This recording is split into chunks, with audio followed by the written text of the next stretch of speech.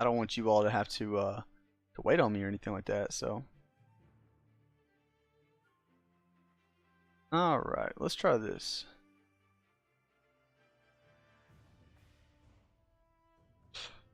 All right. Okay, guys. So, as always, welcome. Thanks everybody for stopping by. Appreciate it. This is an open discussion about Pantheon, the MMO. It's Pantheon Rise of the Fallen for everybody that does not know. Visionary Realms is creating this game for us, and I'm just a loyal fan who likes to be here on Wednesday nights talking about it with a few other people and just enjoying conversation about the game. I'm really excited about it. It's an old school feel MMO, a lot of risk versus reward challenge. I'm very excited about what's coming and then new features and enhancements that they're bringing to the MMO space. So for me, this is a game that I've been waiting for a very, very long time. And I think there's a lot of other people that have been waiting on this game as well.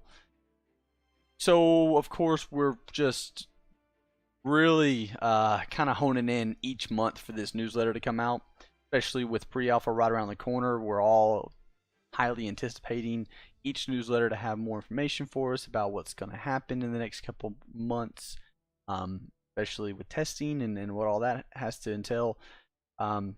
This newsletter did not contain anything about pre-alpha, but it did contain some really, really interesting things. Some things that a lot of people kind of overlooked in my opinion. I'll say it this way. I was told by some that this newsletter wasn't quite as good as some of the others. Now, I think of the others and I think back to October because usually people have a short-term memory. In October, the newsletter for one featured me, so of course I know it was a lot. It's raising the bar.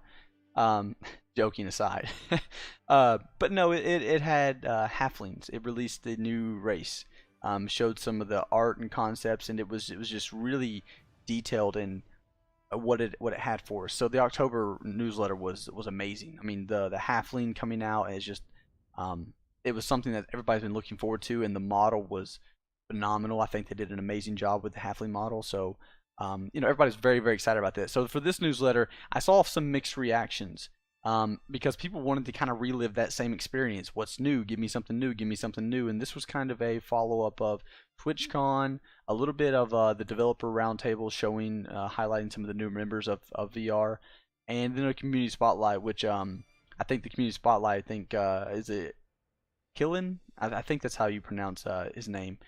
Did a fantastic job, and I know I'm butchering that name, and I apologize, but I think for the community spotlight, he did an amazing job. So, congrats to him for that. But there was a few things in here that I saw that I wanted to bring up here, and let's there we go. So a few things in here that I wanted to talk about when it comes to the newsletter, just to highlight some things. I don't really want to go into detail of every single word. I'm not going to read it to you. It's not my thing, not my cup of tea. I just want to hit it at a high level, just to kind of highlight some of the key things that stood out to me, so that if you haven't had a chance to read this, or if you didn't know about it, maybe you can hear a little bit about it, enough to spark your interest to go read the rest of it, or enough to at least be educated when the future ones come out. So one of the things that was brought up, of course, TwitchCon happened this month. It was phenomenal. I think in my mind, Visionary Realms was probably one of the biggest hits there. I've heard a lot of great feedback from others that went, saying that, as far as an indie stage goes, being a smaller setup than some of the others, Pantheon was one of the most discussed topics at TwitchCon, from what I understand. Brad was one of the most popular quote-unquote people there, and there was a lot of interest, a lot of activity, a lot of people asking questions about it that hadn't heard about it up until this point. And that's exciting for us to see new faces, new people coming, especially streamers that'll help promote the game and things like that. So hearing about the excitement around it, about people coming and participating and really seeming interested in the game. There was others that got to play the game for a few hours as well. So I'm super jealous of them, but they had a lot of good feedback. It seemed like everybody had a really good experience with it. I didn't hear anything negative, and that's the big thing. I didn't hear anybody with like some overwhelming concerns coming out of TwitchCon. And so for me, that was a huge win because you went, you showed off the game for the first time really to live public. You let some people demo it for the first time, and you get positive feedback, and that's a really good first impression in my mind for a lot of people. So I'm excited about that. But I will say, the team, from what I've seen, what I heard, they did a fantastic job. And also during TwitchCon, they announced pre-alpha coming by the holidays of this year. So I'm assuming we're looking at Thanksgiving, Christmas as the two major holidays. I highly doubt we're going to see pre-alpha come next week. So I'm anticipating more around Christmas time myself. But in this newsletter, we're not really going to go into details about that timeline. It's, we're going to go off what we've been told, which is by the holidays we'll have pre-alpha, but there's no definitive date, and there's not one in here either. So, if you're looking for that in this newsletter, you're not going to find it, unfortunately. However, you will find that they speak a little bit more about the TwitchCon experience, what happened, who all was there, and the feedback they got from not only the people, but they reached out to some of the members that went from the team in VR and grabbed some of their favorite moments, got some feedback from them. And I'm not going to go through all these, but I do want to say one thing. One thing that was very obvious to me when reading through this feedback, and probably one of the things that I'm most excited about, is I don't think I read a single one of these that was not geared towards the excitement from the VR team by seeing the community and how they reacted, and by getting to hang out, getting to meet, getting to greet the community as a whole. I was blown away. And I know, okay, of course, these are probably looked at, reviewed by whoever's publishing this content before it's put out there, just to make sure that wording, spelling's good and stuff like that. And you know what? I'll just say it like this. I don't think they filtered or had to filter a lot of this information. I don't think they had to put any ideas in anybody's heads. I really think that this is how the team feels.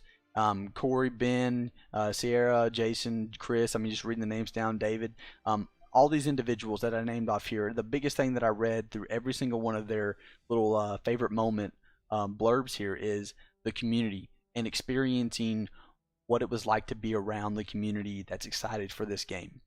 So for me, that's exciting for this reason and this reason only.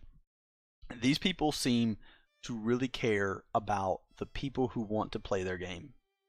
So when I look at other big industries, big games, when I look at other markets that are coming out, I know we've had the whole, I don't even want to go into that. We'll skip that. I'm going to skip that thought and just push it off the side. But I know that we've seen from major gaming companies a drive towards the funding versus the community.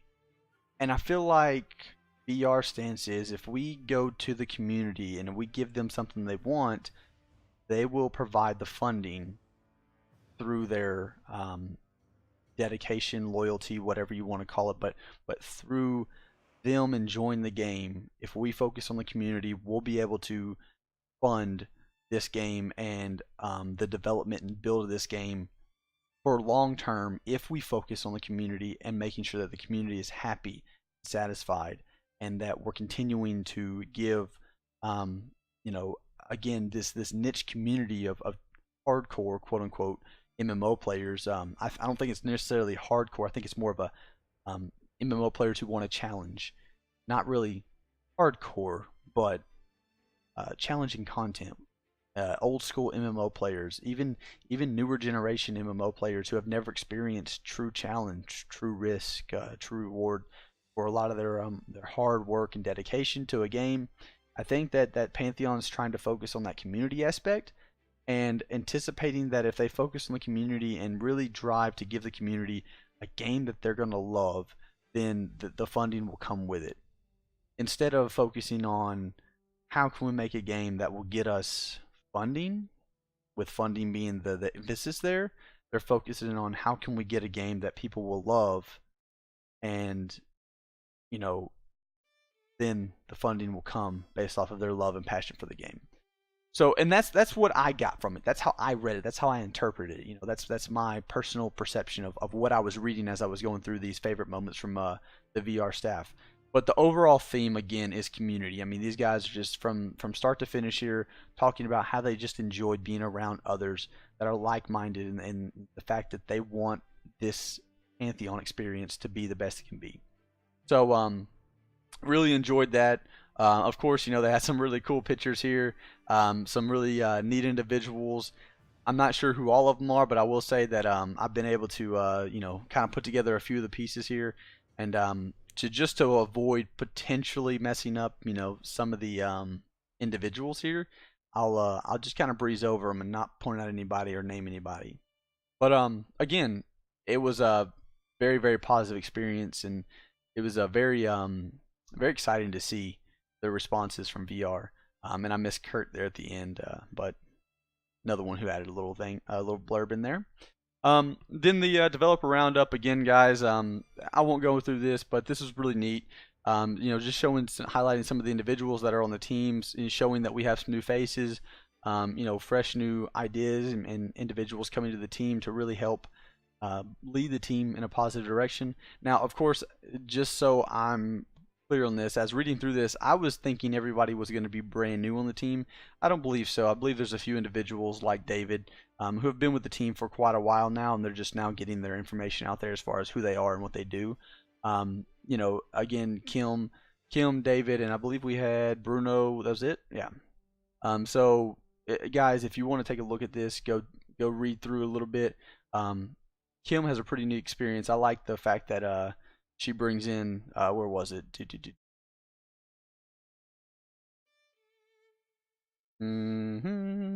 Oh, here it is. I don't know why, but every time I watch the streams, and maybe I'm, you know, I know I'm not the only one, but Kim talked about how she loved logging into Pantheon every day and testing, getting some things done. She then said that she got goosebumps while running down a road in Thornfast. It reminded her of a place that she loved to visit in EQ.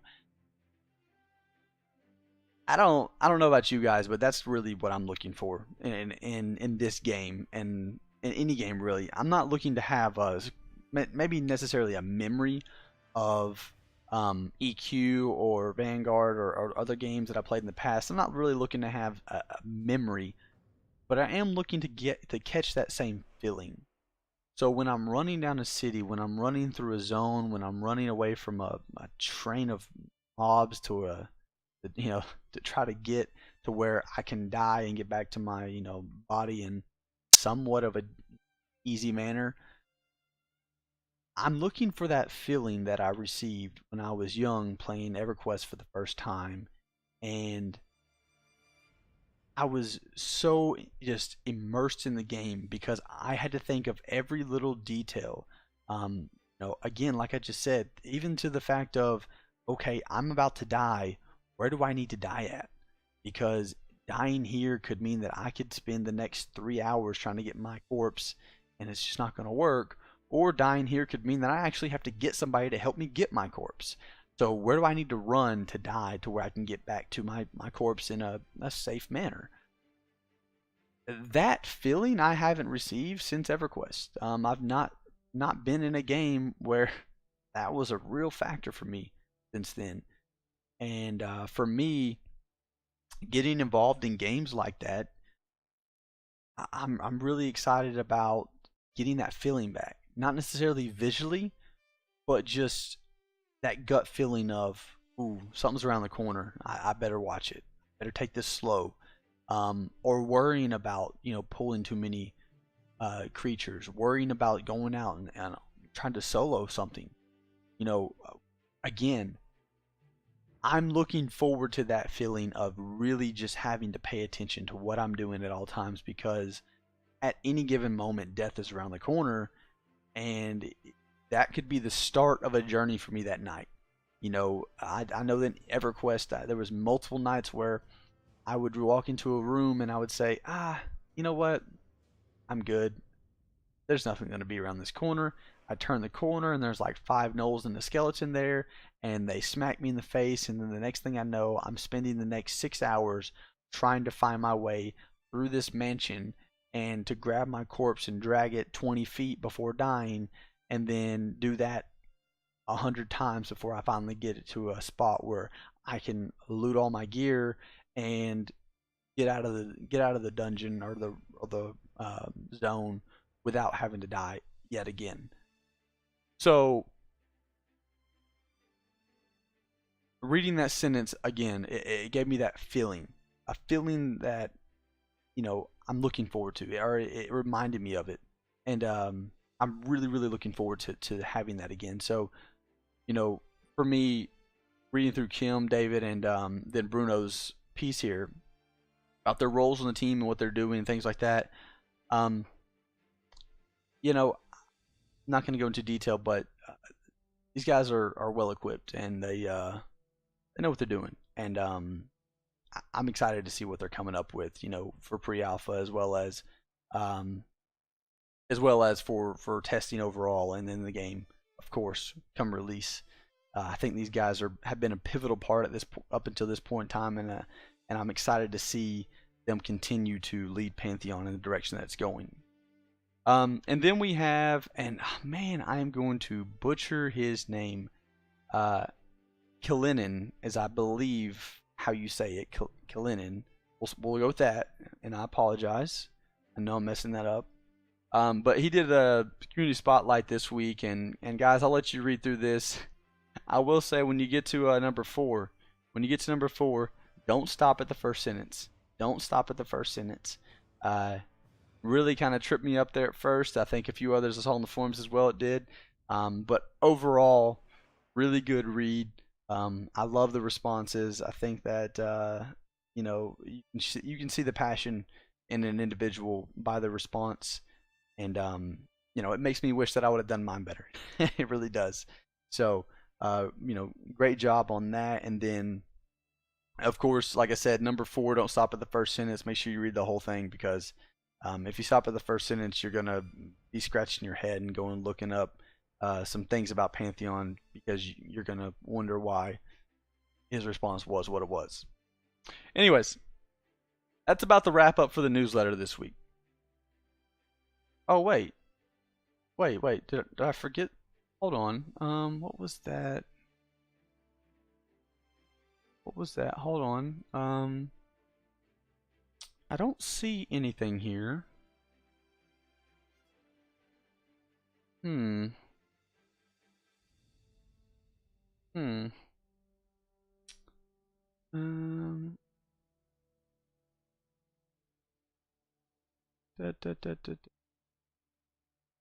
Huh. That's weird. I just don't see intro. Did I miss something? No? No? No? Okay. I know what it is. I got you.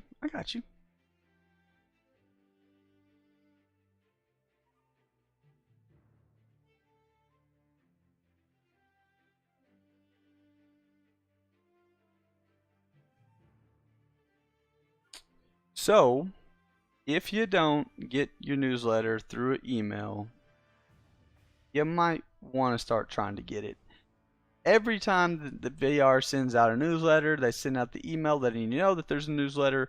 For some reason, Gmail loves to throw in the promotional. It is what it is. However, if you go take a look, you can see right down here in the bottom, little nice announcement for us. Next Tuesday, 21st at 1 p.m. PST, that's Pacific Standard Time, or this is going to be 4 p.m. Eastern Time for myself. Next Tuesday, we are going to have another stream for Pantheon, this time looking at what it takes to make a city, or the making of a city, kind of behind the scenes.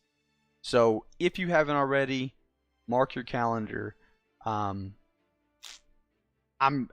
up until this point, we have not yet been inside a city and really seen the inner workings of it. I'm really hoping with this one we get to go inside a city and see the inner workings of Thornfast.